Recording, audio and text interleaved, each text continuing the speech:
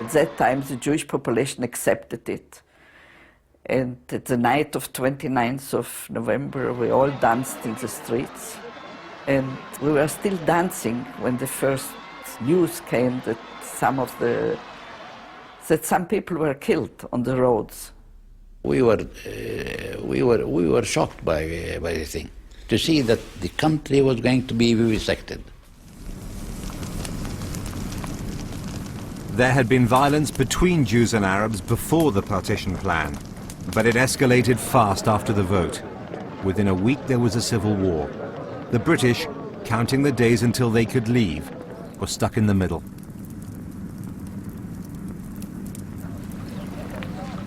The Jewish underground army was rapidly coming out into the open. They had clandestine arms factories, but they were still short of weapons.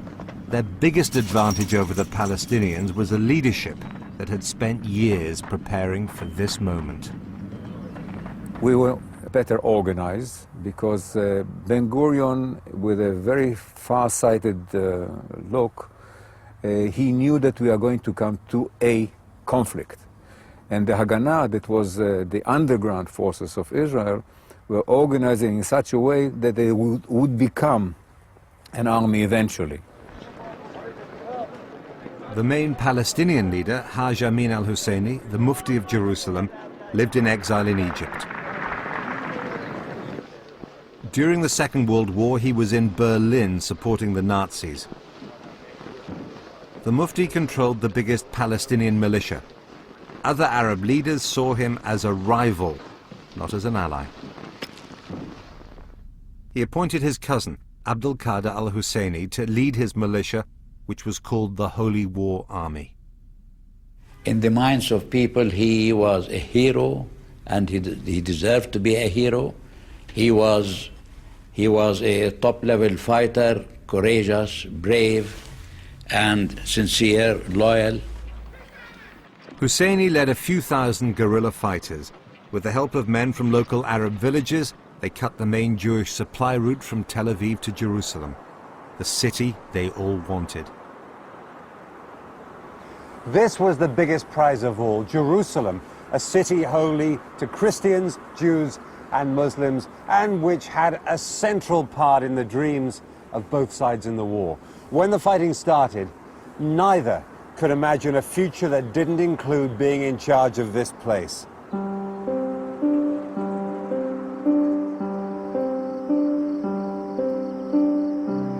In the partition plan, Jerusalem was supposed to be under international control.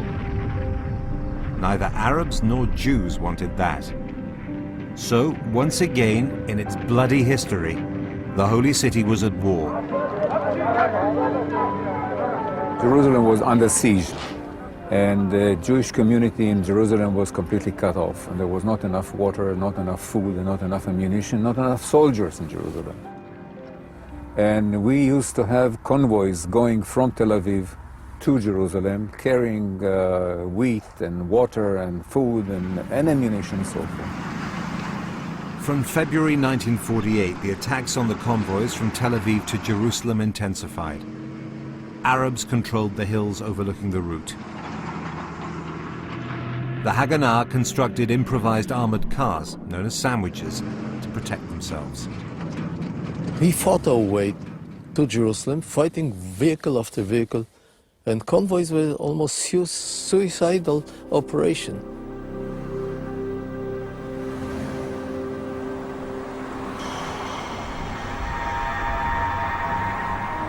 The situation was such that we didn't want to fall a knife in the hands of. So when you drove an armored car with people inside, whatever, we used to have high explosives inside the truck. That if worse to come to worse, and you see that there is no hope, we preferred to die than to fall alive in their hands. This was a war without prisoners of war. In March 1948, the Jews went on the offensive. Ben-Gurion and his generals adopted Plan D. Its objectives are still the subject of great controversy. Some historians say that Plan D was a blueprint for the ethnic cleansing of Arabs from Palestine. Others say it was simply a military plan for seizing strategic ground, and that there was no political scheme to drive the Arabs out of a future Jewish state. The priority was opening the road to Jerusalem. As the Arab militias didn't coordinate with each other, the Jewish forces were able to pick villages off one by one. The houses were usually blown up. If the residents hadn't already left, they were often expelled.